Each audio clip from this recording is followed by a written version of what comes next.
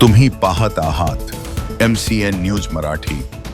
अकोला जिल्ह्यातील सावरगावसह 11 गावांमध्ये कथित अवैध दारू विक्री सुरू असल्याचा आरोप करत नागरिकांनी मंगळवार 18 ऑगस्ट रोजी अकोला जिल्हाधिकारी कार्यालयावर ठिय्या आंदोलन केले।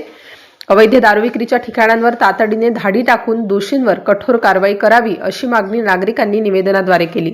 सावरगाव, झरंडी, नवेगाव, पहाडशिंगी, पिंपळ, डोळी, अंधार, सावंगी, पांढुर्णा, गोळेगाव, आलेगाव, जांब आणि उंबरवाडी या गावातील नागरिक आंदोलनात सहभागी झाले।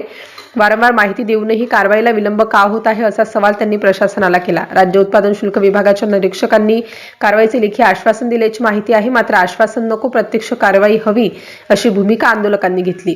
ग्रामसभांमधून दारूबंदीचे ठराव, विशेष मोहीम आणि व्यसनमुक्तीसाठी जनजागृती करण्याची मागणीही करण्यात आली। दरम्यान काही आंदोलकांनी अधिकारी व पोलिसांवर अवैध दारू विक्रेत्यांकडून हप्ते घेतल्याचा गंभीर आरोप केला। या आरोपांची स्वतंत्र व निष्पक्ष चौकशी करण्याची मागणी करण्यात आली असून संबंधित अधिकारी किंवा पोलिसांची अधिकृत भूमिका अद्याप समोर आलेली नाही। आंदोलनादरम्यान जिल्हाधिकारी कार्यालयात प्रवेश करण्याच्या प्रयत्नामुळे काही काळ तणाव निर्माण झाला होता। पोलिसांनी मुख्य प्रवेशद्वार बंद करून परिस्थिती नियंत्रणात ठेवली। ठोस कारवाई न झाल्यास आंदोलन आणखी तीव्र करण्याचा इशारा नागरिकांनी दिला आहे। MCN न्यूज मराठीकरिता जुनेद मोहम्मद, अकोला। अनेक दिवसांपासून आम्ही चांदी पोलीस स्टेशन हद्दीमधील जे गावांमध्ये अवैधपणे दारू विक्री सुरू आहे यासाठी आम्ही मागील 6 महिन्यापासून निवेदन देत आहोत, परंतु कुठल्याही प्रकारची कारवाई होत नाही। अधिकारी पेट्रोलिंग करत नाहीत।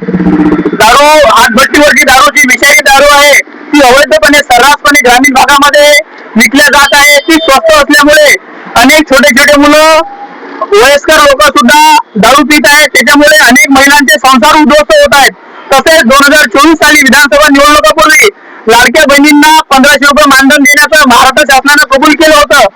एक वर्ष निवडणुकीनंतर दिलं सुद्धा, निवडणुकीच्या पूर्वी सुद्धा 3 महिन्याचं मानधन दिलं, परंतु 2025 डिसेंबर नंतर अनेक आमच्या लाडक्या बहिणींना ते मानधन बंद झालं। ते सांगतात तुमची ई-केवायसी नाही। मग निवडणुकीच्या पूर्वी कशी ई-केवायसी होते? मग आता लाडक्या बहिणीने ई-केवायसी केली तरी सुद्धा त्यांना मानधन मिळत नाही आहे। या सर्व आदिवासी, बंजारी, गोरगरीब, डोंगराळ परिसरातील महिला आहेत। त्यांचा कुठल्याही प्रकारचा ITR रिटर्न काही नाहीये, तरी सुद्धा त्यांचा जर पगार मानधन थांबलेला असेल तर हा एक प्रकारे त्यांच्यावर अन्याय आहे। ते निवडणुकीपूर्वी तुमच्या लाडक्या बहिणी आणि निवडणुकीनंतर तुमच्या दुश्मनी झाल्यात त्या, त्यामुळे त्यांचं मानधन सुरू करण्यात यावं आणि मुख्यतः ग्रामीण भागातील दारू बंद करण्यात यावी। या 2 मागण्यांसाठी आम्ही इथं आज हे आंदोलन केलेलं आहे।